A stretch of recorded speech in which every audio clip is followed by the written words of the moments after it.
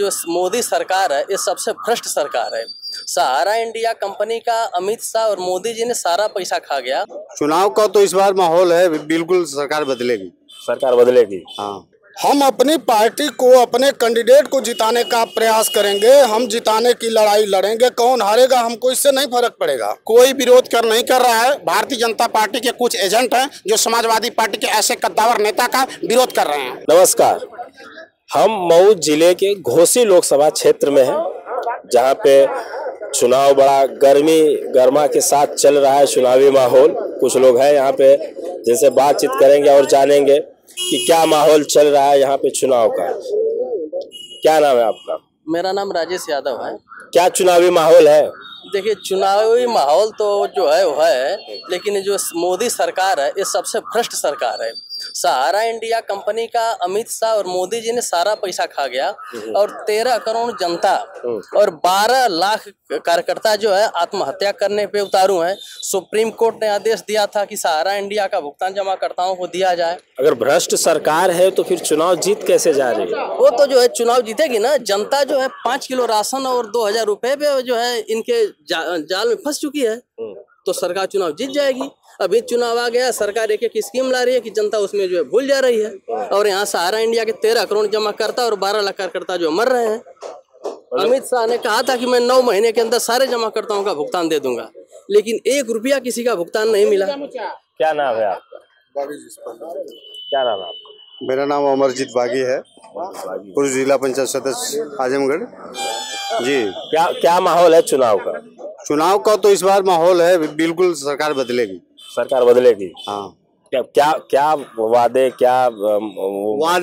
वादे जितने इनके थे सारे सब जुमलेबाज थे, सब झूठे थे और उसमें कोई मतलब खरा नहीं उतरे। इनका तो दावा है, क्या बोलते हैं, इस बार 400 पार। वो 400 पार की बात जो कर रहे हैं वो बिल्कुल गलत है। इस बार उनको उखाड़ फेंकने के लिए 0 पे जाएंगे। वो 0 पे जाएंगे। 0 पे जाएंगे। आप दिनेश लाल निरहुआ का नाम सुने हैं? जी जी, वो हमारे यहाँ से सांसद भी हैं। सांसद हैं। उन्होंने कहा था कि मुझे आजमगढ़ से मत लड़ाइए, जहाँ से अखिलेश चुनाव लड़ना चाहते हैं वहां से मुझको लड़ाइए, मैं वहां से उनके खिलाफ लड़ना चाहता हूँ। ऐसा कुछ नहीं है, वो गलतफहमी में है। वो आजमगढ़ की धरती है, वो वीरों की धरती। वैसे हजारों लोग आते जाते रहेंगे, और जो इस बार जो पूरा देश बीजेपी के उखाड़ फेंकने के लिए तैयार है, तो निरहु यादव क्या करेंगे क्या नहीं करेंगे उससे लेना देना कुछ नहीं। मतलब इस बार सपा की सरकार बनने जा रही है। नहीं, देखिए सरकार किसकी बनेगी वो तो उसपे अगला कार्यक्रम है, लेकिन इस बार सारी व्यवस्थाओं को तोड़ करके चुनाव जो आने वाला दिन है, जो हमारा जो आखिरी 6वें चरण में जो चुनाव होगा, ये दिखाई दे देगा कि बदलाव होगा। इस बार बदलाव होगा। इस बार बदलाव होगा।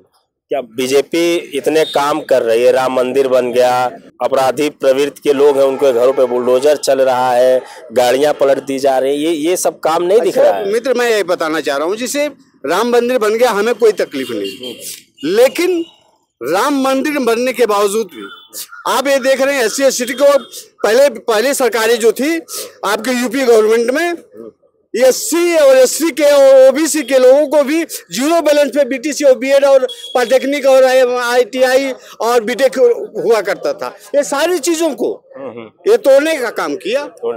गुड्डू जमाली 2019 में बसपा से सपा के खिलाफ लड़े थे, और उन्होंने अभी कुछ समय पहले सपा ज्वाइन कर लिया और उनको MLC बना दिया। क्या ये तो भाई पार्टी की बात है, वो अलग मतलब वो राजनेता वो आते जाते रहेंगे, क्योंकि वो धंधा बिजनेसमैन है। वो राजनीति करने वाले व्यक्ति नहीं है, वो धंधा में, वो बहुजन समाज पार्टी में वादा बहुत करके आए थे, मतलब कसम खा करके कि हम अभी यहाँ से हिलेंगे नहीं, क्योंकि हम दलित अवशोषित पिछड़े वर्ग के मसीहा हैं।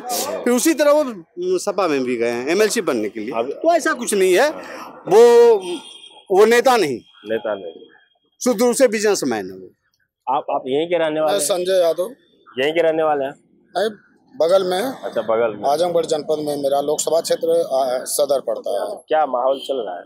माहौल ठीक है, सब चल रहा है, अपने अपने हिसाब से सब लोग लगे हुए हैं। मैं बहुजन समाज पार्टी का वर्कर हूँ, इसलिए अभी हमारे दल का कोई टिकट घोषित नहीं हुआ है। तो 2019 में तो आप गठबंधन के साथ लड़े थे, इस बार आप अकेले लड़ रहे हैं, क्या इसमें? हम इसके पहले आजमगढ़ में उपचुनाव भी लड़े थे, अकेले दम पे लड़े और धर्मेंद्र यादव जैसे व्यक्ति को चुनाव हरा करके हम लोगों ने भेज दिया। इसलिए हमारी खुद की अपनी ताकत है, बहुजन समाज पार्टी की अपनी ताकत है। तो फिर मेहनत चल रही है पूरे जमीन, पूरा जोर शोर से हम लोग प्रयास कर रहे हैं और शीघ्र ही कैंडिडेट की घोषणा होगी।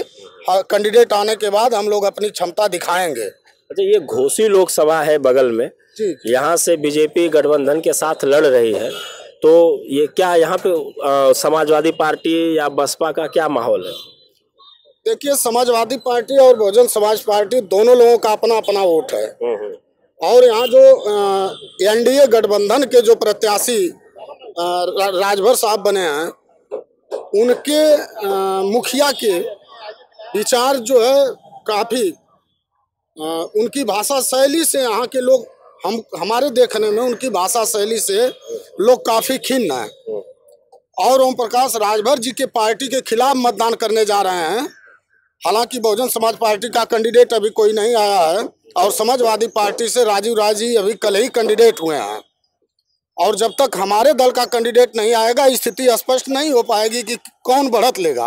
आपका क्या नाम है? संतोष यादव, यही के रहने वाले हैं? लोकसभा आजमगढ़। लोकसभा आजमगढ़, क्या चुनावी माहौल चल रहा है? चुनावी माहौल, पूरे देश की जनता भारतीय जनता पार्टी से त्रस्त आ गई है और इस त्रस्ती के कारण पूरे देश की जनता समाजवादी पार्टी गठबंधन में विश्वास कर रही है और पूरे तन मन धन से देश की जनता और आजमगढ़ की जनता भारतीय जनता पार्टी को उखाड़ फेंकेगी। तो गठबंधन में इस बार बसपा क्यों नहीं आई? बहुजन समाज पार्टी का पूरे प्रदेश में कहीं कोई अस्तित्व नहीं है। बहुजन समाज पार्टी समाप्त हो चुकी है। बहुजन पार्टी समाज में उसका कोई मतलब नहीं है। पूरे लोकसभा सीटों पर बसपा अकेले लड़ रही है और आप कह रहे हैं कि समाप्त हो चुकी है, जबकि आप ही के साथी अभी यहीं के रहने वाले वो कह रहे हैं कि हम पूरे दम के साथ लड़ रहे हैं। बहुजन समाज पार्टी अपनी दम खो चुकी है। पूरे प्रदेश में एक भी सीटें विधानसभा में नहीं पाई, गलती से एक सीट पा गई। बहुजन समाज पार्टी का कोई जनाधार नहीं है उत्तर प्रदेश में। आप क्या कहेंगे इस पे?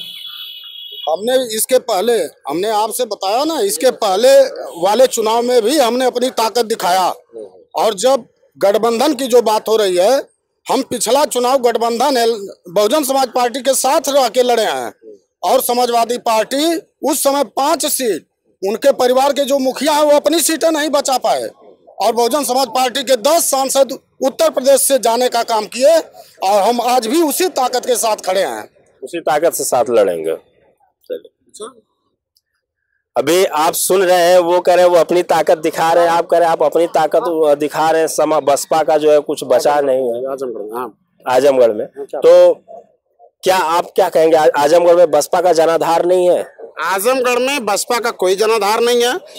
10 समाजवादी पार्टी के 10 MLA, 2 MLC और उत्तर प्रदेश में नौजवानों की आवाज बुलंद करने वाले माननीय धर्मेंद्र यादव जैसे क्रांतिकारी नेता, जुझारू नेता, संघर्षशील नेता, गरीबों नौजवानों दिलों की धड़कन चुनाव लड़ रहे हैं। मैं आजमगढ़ में टहल रहा था, मैं आजमगढ़ में रिपोर्टिंग कर रहा था, तो वहाँ पे लोगों का कहना ये है कि जब 2022 में इलेक्शन लड़े थे धर्मेंद्र यादव जी और हार गए थे, उसके बाद वो कभी फील्ड में आए ही नहीं। अब दोबारा जब नाम उनका फाइनल हुआ तब वो आ रहे हैं, तो कुछ लोग उनका विरोध प्रदर्शन भी कर रहे थे। कोई विरोध नहीं कर रहा है। भारतीय जनता पार्टी के कुछ एजेंट हैं जो समाजवादी पार्टी के ऐसे कद्दावर नेता का विरोध कर रहे हैं। तो धर्मेंद्र यादव आए थे 2022 के बाद? धर्मेंद्र यादव 2-3 बार आए थे जी।